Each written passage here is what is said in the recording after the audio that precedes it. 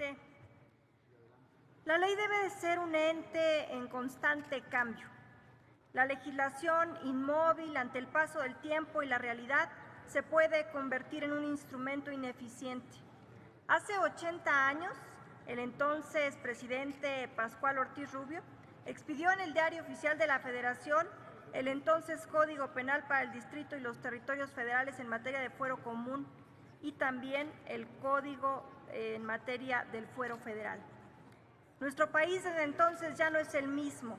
El advenimiento de las tecnologías de información, el avance de la mente criminal, los cambios sociales producidos por la modernidad, las migraciones y la globalización son algunos de los factores que han cambiado la manera de concebir, investigar, sancionar y prevenir los delitos. Sin embargo, la esencia del agresor, aquella conducta que subyace a la espera de cualquier oportunidad para producir daño, siempre estará latente y es responsabilidad nuestra modificar la ley para que esté acorde a la realidad que vive nuestro país en cada época. Así las cosas, la iniciativa que hoy se presenta tiene como intención ampliar el marco de protección ante un fenómeno que se encuentra en constante cambio, los denominados delitos sexuales.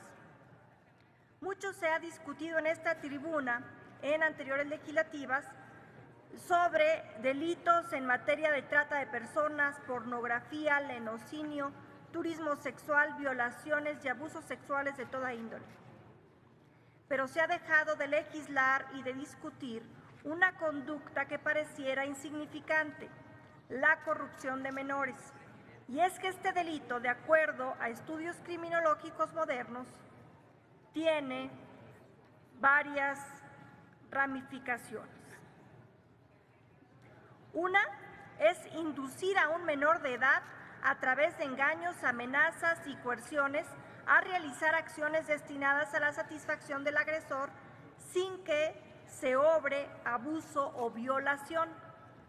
Otra es incitar al menor de edad para crear un desequilibrio en su salud y libertad sexual con la finalidad de hacerlo más propenso a ser víctima de otros delitos como la pornografía y el turismo sexual.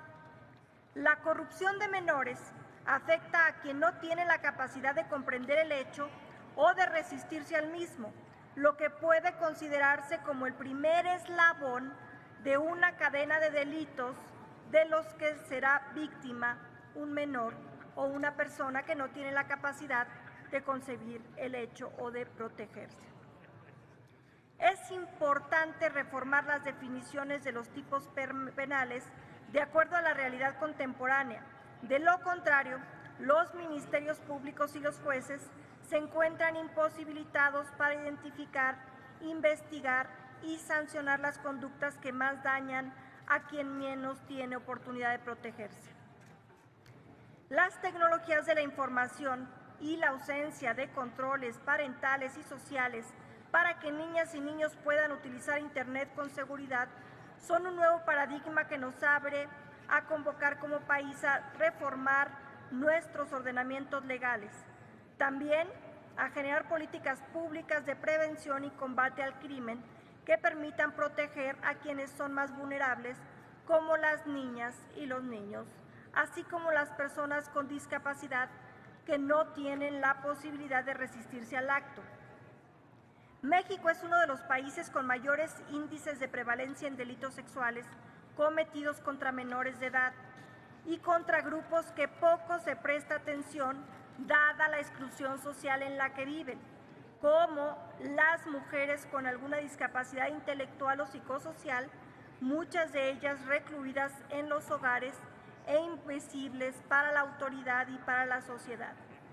Prevenir y sancionar la corrupción de menores sin duda tendrá como consecuencia un descenso o disminución en la prevalencia de delitos como la pornografía infantil, el turismo sexual, las violaciones, el abuso sexual y la pederastía. La razón de la existencia del Congreso tiene que ver fundamentalmente con la modernización de la ley. Sin la modernización de la ley ante el paso del tiempo y la evolución de la sociedad, será muy peligroso dejar expuestos a los más vulnerables y quedar sin una protección para estos menores. Recientemente, en esta semana, en los medios de comunicación ha salido un caso que a todos ha llamado la atención. Una guardería aquí en el municipio de Gustavo Amadero.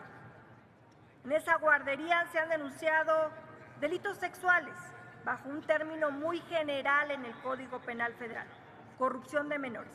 Si no actualizamos el Código Penal, vamos a dejar al Ministerio Público y al juez sin suficientes elementos para sancionar a quien posiblemente no violó a los menores en ese kinder, pero sí cometió delitos del orden sexual que se pueden convertir en delitos más graves, de no atenderse la impunidad o dejar en la ambigüedad diversos conceptos del Código Penal.